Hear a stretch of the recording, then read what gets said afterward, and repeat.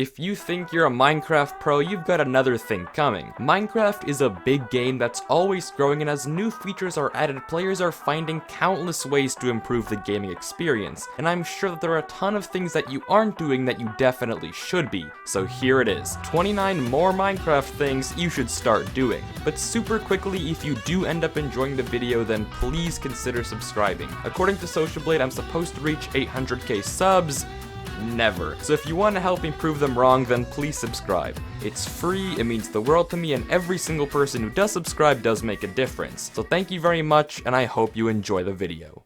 Number 1. Very little things in Minecraft are as terrifying as bridging over the end. Especially when you're in hardcore mode, and one small slip up could literally mean the end of the world. But don't worry, there's a very simple way to ease that fear. If you go into the accessibility menu, you can actually change your shift key to toggle shift. This way, when you press it down, it'll stay shifted until you toggle it again, allowing you to bridge over the end islands without worrying about your fingers getting sore or falling off. Definitely super useful. Number 2.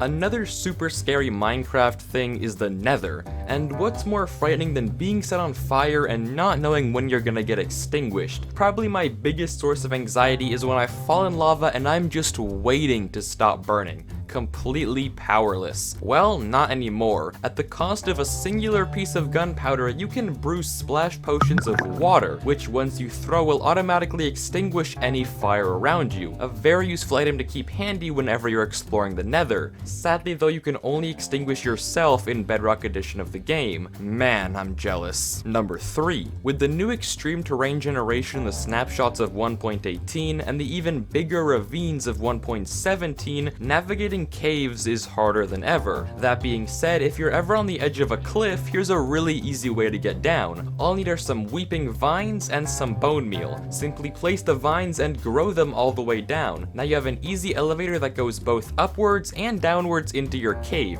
Much better than ladders if I do say so myself. Number 4. Villager trading is by far one of the best ways to level up in Minecraft, but most players don't realize its untapped potential. If you aren't doing this yet, you have to get in on it. With only a few spare emeralds, if you buy glass from my librarian villager, you can then sell it in the form of glass panes to a cartographer. Because of how the prices for these deals are structured, you can buy and sell all the way up to a fortune of emeralds. Just make sure not to tell Mojang. Number 5. This might just be one of the weirdest, most unexpected life hacks on the list. According to Zylfian, a developer over at Mojang, there is code in the game that crops that are in rows separated by 1 block gaps will grow faster than normal. So maybe the villagers do know something we don't. Whether or not this is true is beyond my knowledge, however I do recommend trying it out. I mean, it is an official source after all, and what's the harm in doing so?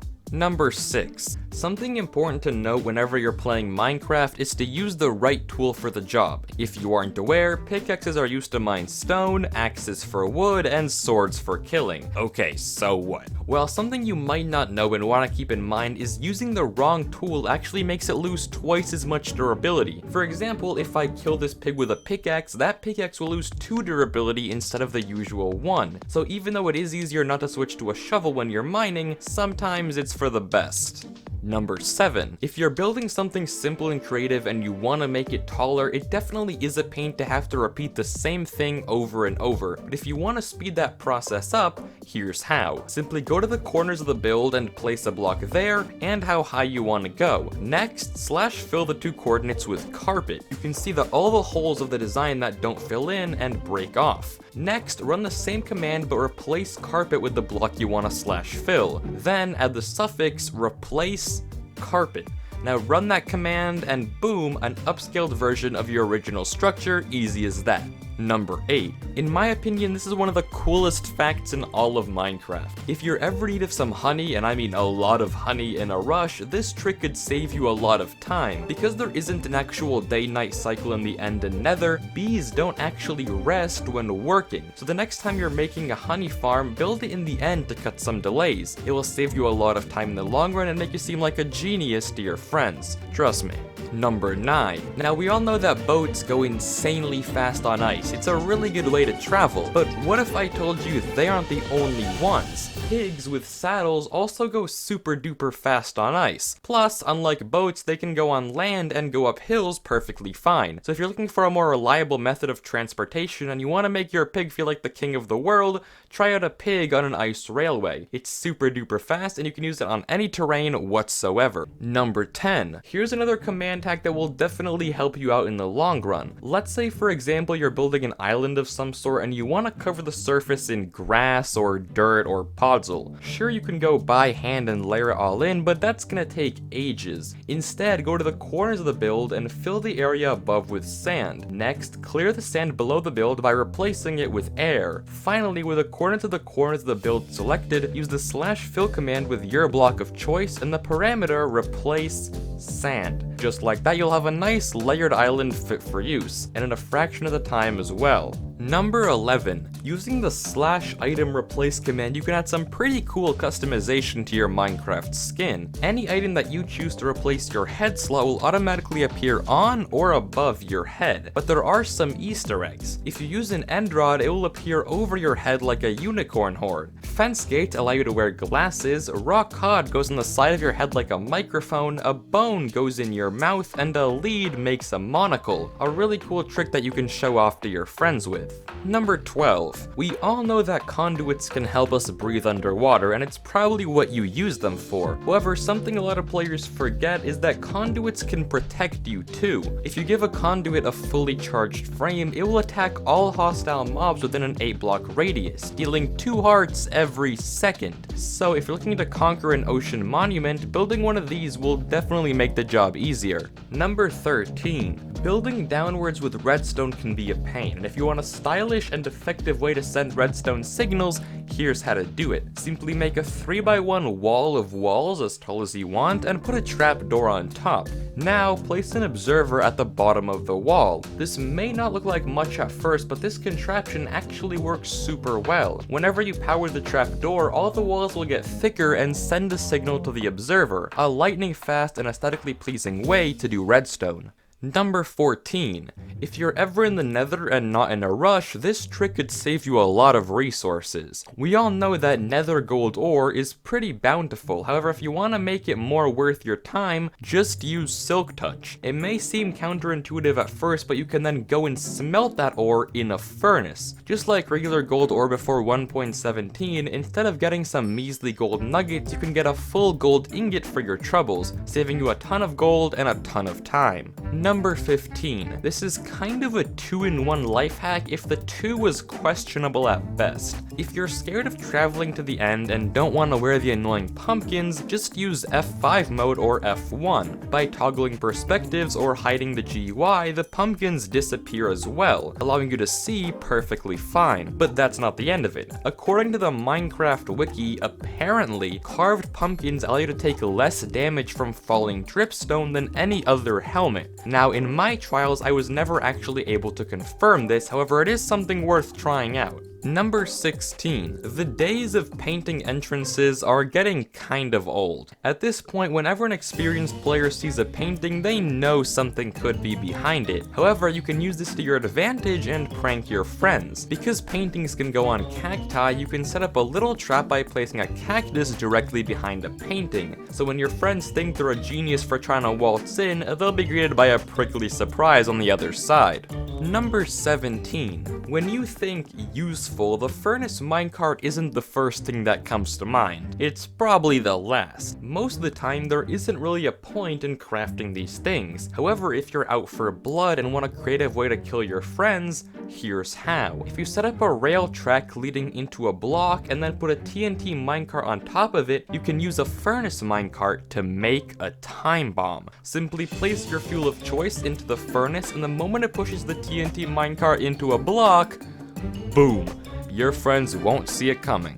Number 18. Something that's hard to find in large quantities is beehives. These things are pretty rare and no one wants to spend hours scouring the forest only for a couple of hives. Well, if you're ever in need, here's a really easy way to get them. If there's any sort of flower within 2 blocks of a sapling, whenever you grow that sapling, there's a 5% chance of generating a beehive. Using this method, you don't have to go out and about searching and can do all the hive farming from the comfort of your own home.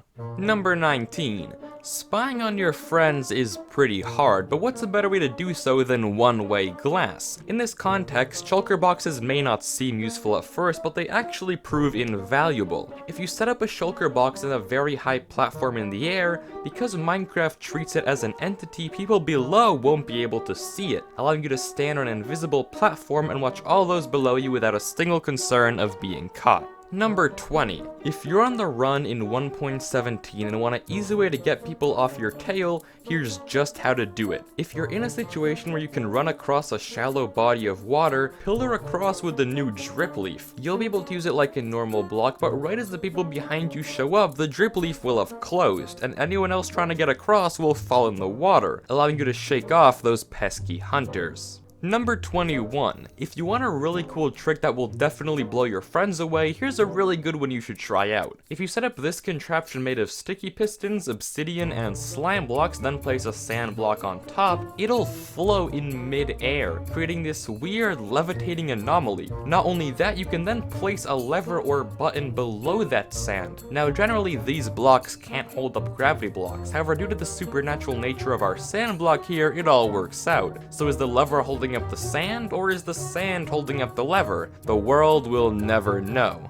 Number 22. While we all know that paintings can hide secret entrances, they have another secret use that you might not be aware of. If you want to hide from your friends or some hunters, you'll be happy to know that paintings can actually hide name tags. So hiding in a room surrounded by paintings above the ground will allow you to conceal your name tag without anyone else knowing you're there. A super useful spy hack to keep yourself concealed. Number 23. We all have that one buddy that just won't let go of their shield when PvPing, and if like myself you aren't a pro at the game, this can be pretty hard to get around, but it doesn't have to be. The piercing enchantment for crossbows allows the arrows to go through multiple entities, and shields are one of those. So if you enchant your good old bow with piercing, it'll bypass the shield and go right for the player. Your friend won't know what hit him. Number 24. Quartz is a pretty neat building block, however if you're playing on a multiplayer server, sometimes it isn't the best choice due to its low blast resistance. However, if you still want to utilize the texture but a bit more safely, use slabs. The weak blast resistance of quartz doesn't actually translate to its slabs. If you make a wall, do it out of these things instead of full blocks, you'll be less vulnerable to attacks. Plus, outsiders won't be able to tell the difference. Seems like a win-win to me. Number 25. If you're looking to smelt something very early game and don't have any coal, while that oak log you just cut down might be tempting, it isn't the best choice. Instead, convert that same log into 4 planks. The 4 planks able to smelt significantly more items, 4 times as many to be exact, saving you a ton of resources in the process. Plus, you can also turn that second log into charcoal, and there you go. Number 26. While eggs and snowballs no longer do damage in Minecraft, one projectile still does. Ender pearls. Something you might not know is that throwing an ender pearl at something actually hurts it, albeit just a little. So if you're ever in the end and don't have a good way to take out the crystals, just kill a few endermen. You can chuck the pearls at the crystals and explode them without taking much damage. Don't worry, you'll be fine. Number 27. Cauldrons, while being a pretty useless block, actually have a very practical purpose. They can undye nearly anything you've colored. Want to rebrand a shulker box? Dump it in a cauldron and boom, back to purple. Want to reset a banner? Boom, in a cauldron, back to base colored. You can also clean any armor if that comes up as well. Not so useless after all. Number 28. Something you might not know and might come in handy in the future is the boost that minecart chests get is dependent on the contents they're holding. For example, when going over a powered rail, an empty minecart chest will be able to travel another 64 blocks, because it's light. However, if that same chest was full, the minecart would only be able to travel 16 blocks. So the next time you're making an advanced storage system, keep in mind how many items you're going to be transporting. It might just end up saving you a few rails. Number 29. Last but not least, this one's for bedrock users. Man, am I jealous. A pretty niche hack, but whenever I want to make a stone cutter, it's always a pain having to smelt up smooth stone for the job. But if you're on bedrock, you can actually make a stone cutter out of any stone variant, such as diorite, granite, and andesite, saving you some time and giving these blocks another use. But hey, that's that. Those are 29 more Minecraft things you should start doing. I know a bunch of people dislike this series because it's a little less personal, but I still really enjoy finding the facts and presenting them. Not to mention it does really well. However, that wraps up today's video. Thank you so much for watching. Please consider subscribing if you did enjoy. It means a lot to me. And peace out. Have a good one. Thank you so much. And I'll see you next time.